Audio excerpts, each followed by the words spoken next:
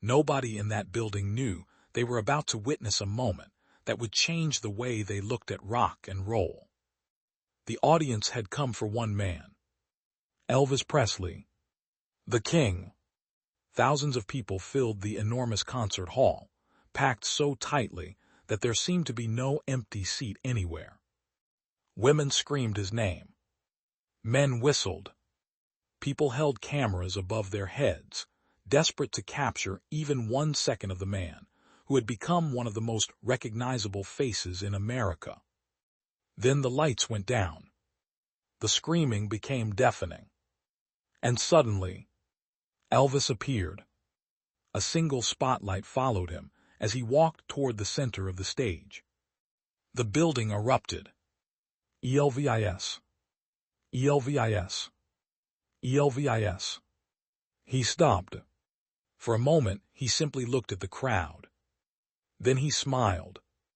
The kind of smile that made thousands of people scream even louder. Everything was going exactly as expected. Until the music suddenly stopped. The lights changed. A second spotlight appeared at the opposite side of the stage. Elvis turned his head. The audience slowly became confused. Then a figure stepped out of the darkness. A guitar hung from his shoulder. He walked into the light, and the entire building exploded. Chuck Berry.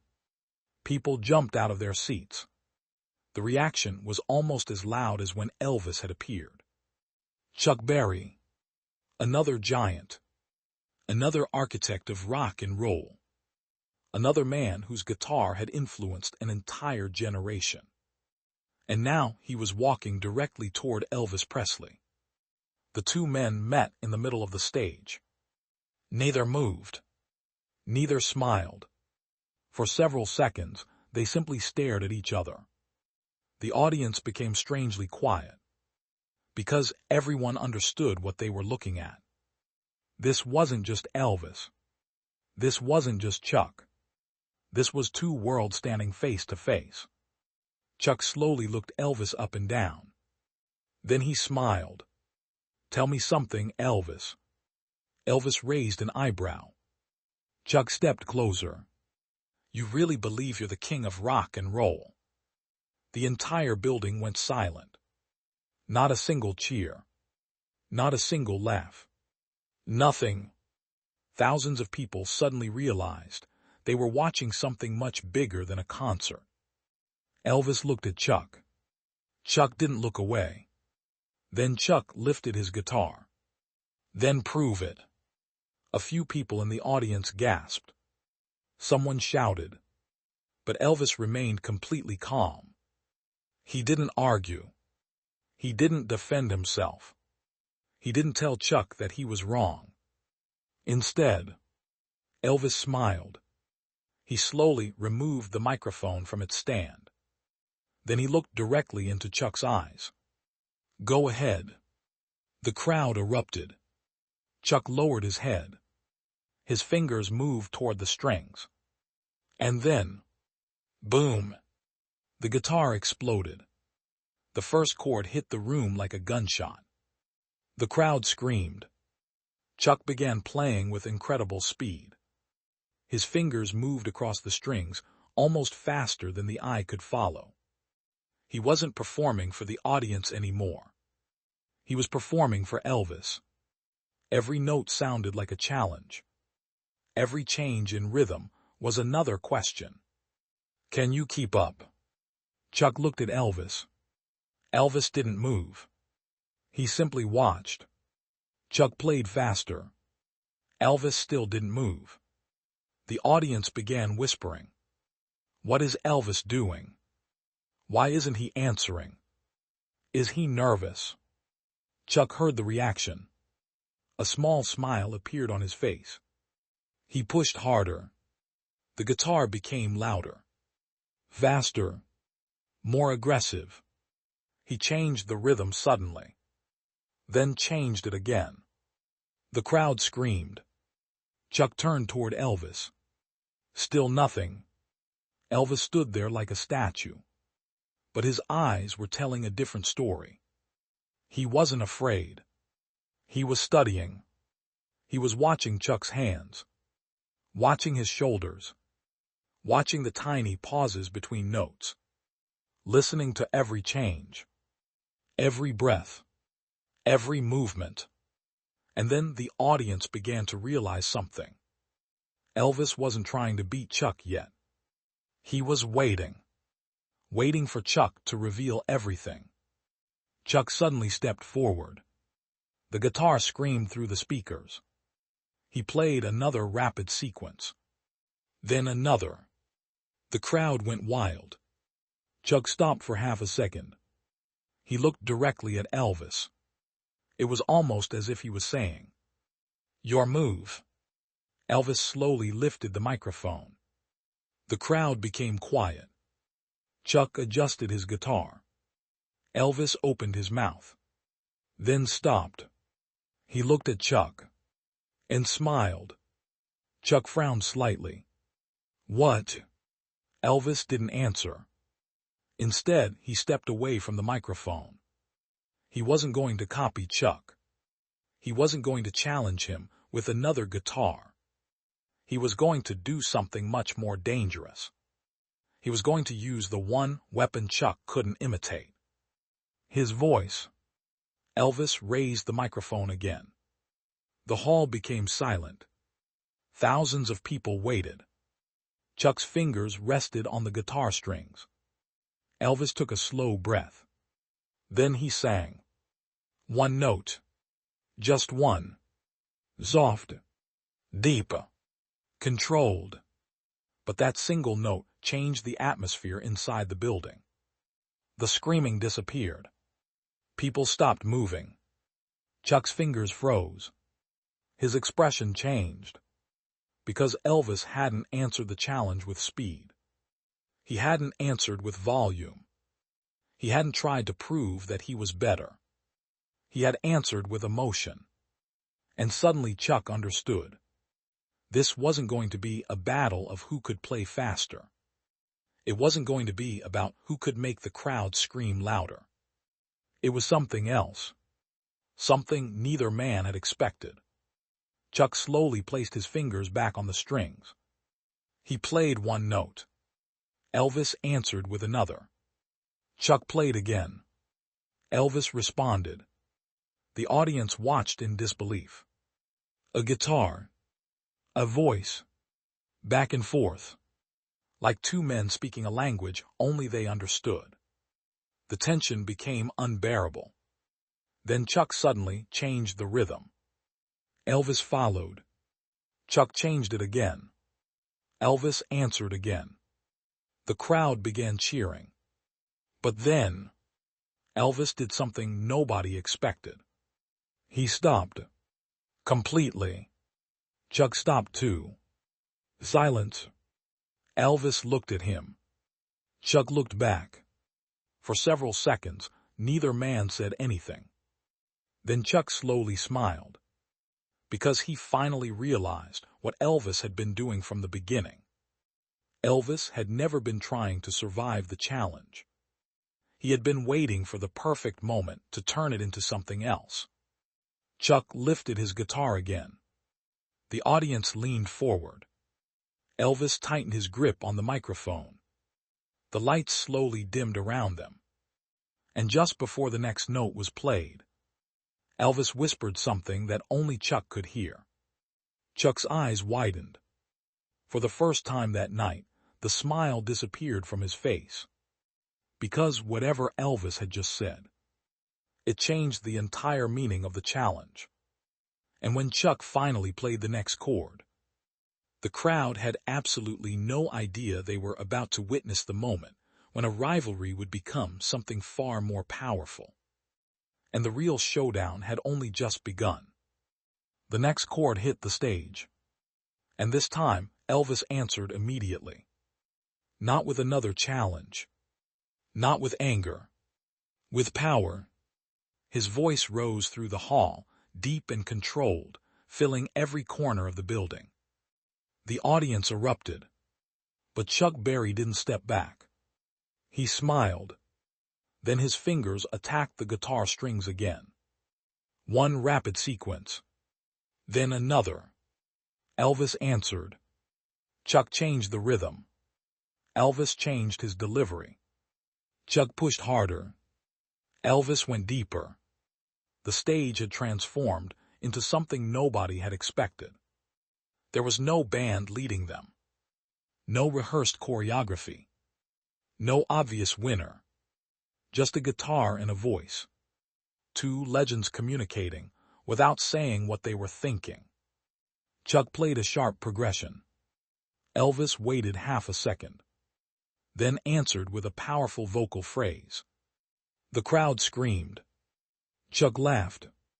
He shook his head as if he couldn't believe what he was hearing. Then he tried again. Faster. More complicated. More aggressive. Elvis didn't panic. He didn't chase Chuck's rhythm. Instead, he waited for the opening. Then he struck. His voice suddenly became softer. Almost a whisper. The audience went silent. Chuck slowed his guitar. Elvis continued. The room felt completely different now. People weren't watching two celebrities anymore. They were watching two musicians trying to understand each other. Chuck played 3 quick notes. Elvis answered with 3 vocal phrases. Chuck changed the tempo. Elvis followed. Chuck stopped suddenly. Elvis stopped too. A strange silence fell over the hall. Then Chuck smiled. He realized something. Elvis wasn't trying to defeat him. He was listening. Really listening. Chuck lifted the guitar again. This time the notes were slower. Almost playful. Elvis smiled. He answered with a completely different tone. The audience began laughing and cheering. The tension was disappearing. But then Chuck suddenly increased the tempo. The laughter vanished. The guitar became aggressive again. He was testing Elvis one more time. Elvis looked at him. For a moment, his expression became serious. Then he stepped closer. Chuck didn't move. Elvis began singing again. His voice grew stronger with every line. Chuck answered with the guitar. Elvis pushed harder. Chuck pushed harder. The volume increased. The rhythm accelerated. The stage lights moved across the two men. The crowd was screaming so loudly that the walls seemed to shake. But then something strange happened. One by one, people stopped shouting. Not because they were bored. Because they were captivated. They didn't want to miss a single note. The entire audience seemed to understand that something rare was happening. The screaming slowly disappeared. The cheering faded. Thousands of people became completely silent. They were listening. Chuck played a difficult guitar run. Elvis waited. Then he answered with a vocal phrase that seemed to come from somewhere deeper than the performance itself. Chuck stopped. He looked at Elvis. Elvis looked back. For a second, the two men simply stared at each other. Then Chuck laughed. A genuine laugh. He lowered his guitar slightly. "You've been listening this whole time," he said. Elvis smiled. "I told you to start." The audience laughed. The tension broke for just a moment. But Chuck wasn't finished. He lifted the guitar again. "Then let's see what you really got." The crowd reacted immediately. Elvis nodded. "Let's go." Chuck struck the strings. Hard.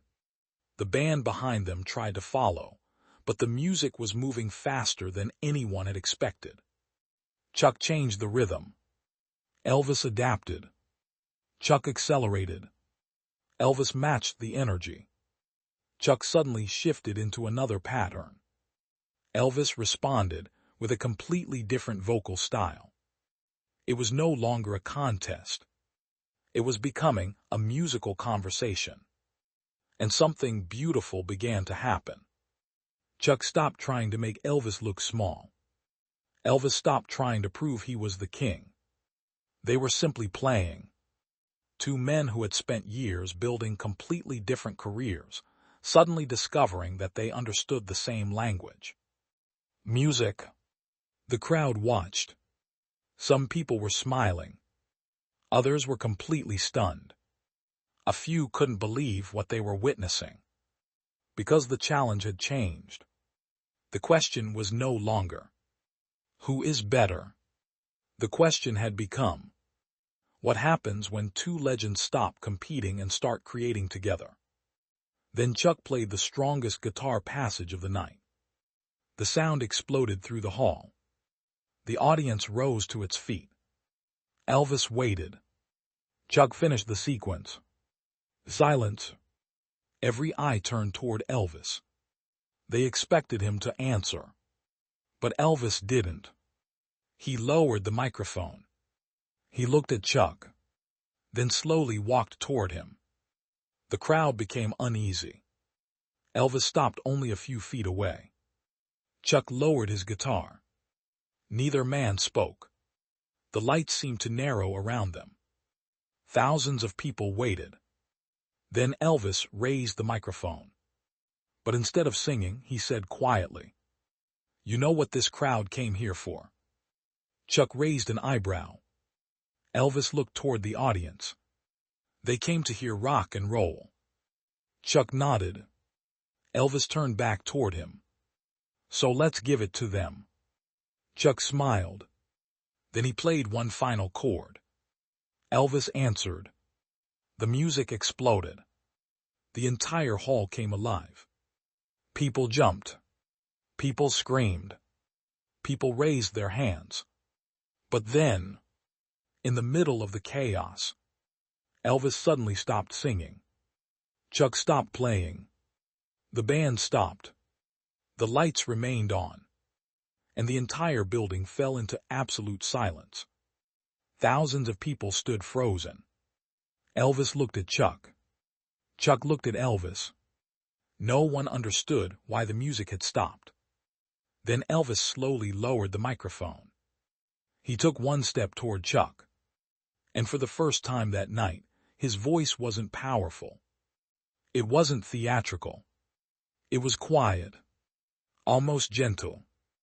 Maybe there was never supposed to be a winner. Chuck stared at him. Elvis continued. Maybe rock and roll was never meant to belong to one man. Chuck's expression changed. The challenge, the competition, the title, the ego. Suddenly, none of it mattered. Chuck slowly lowered his guitar. For several seconds, neither man moved. Then Chuck extended his hand. Elvis looked at it and took it. The audience erupted. But Elvis didn't let go immediately. He looked at Chuck and smiled. Chuck leaned closer. "Ready?" Elvis smiled back. "Always." Chuck turned toward the audience. He raised his guitar. Elvis raised the microphone. The crowd began screaming again. But this time, they weren't waiting to see who would win. They were waiting to see what two legends could create together. The lights became brighter. The band prepared. Chuck's fingers touched the strings. Elvis took a breath. Then, they began. And what happened during the next few minutes would leave the entire building speechless. Because Elvis wasn't going to finish the challenge by defeating Chuck Berry. He was going to answer it in a way nobody in that room could have predicted. And when the final note came, the entire crowd would finally understand what Elvis had been trying to prove all along. The lights came back. Chuck Berry stood on one side of the stage. Elvis Presley stood on the other. Between them was nothing but a microphone, a guitar, and thousands of people waiting for the answer to a question nobody had dared to ask so directly before. Who was the king of rock and roll? The audience had come expecting a winner. They were about to witness something completely different. Chuck placed his fingers on the strings. Elvis slowly lifted the microphone. For one final moment, they looked at each other. No smile. No challenge. No arrogance. Just understanding. Then Chuck played. One chord. Elvis answered with one note. Chuck played again. Elvis answered. The sound grew. Slowly at first. Then faster. Stronger. More emotional. Chuck's guitar cut through the air like lightning. Elvis's voice came back like thunder. The audience exploded. But neither man was looking at the audience anymore. They were looking at each other. Chuck pushed the rhythm forward. Elvis followed. Elvis changed his vocal delivery. Chuck adapted. The guitar became faster. The voice became stronger. The stage seemed too small for the energy between them. Then Chuck suddenly launched into his most aggressive guitar passage of the night. The audience screamed. He moved across the stage, attacking the strings with everything he had. For a few seconds, it sounded like the challenge had returned. The old question was back. Can Elvis answer? Chuck finished the sequence. He looked at Elvis. The crowd waited. Elvis stood perfectly still. He lowered his head, took a breath, then raised the microphone. And instead of trying to overpower Chuck, he sang softly.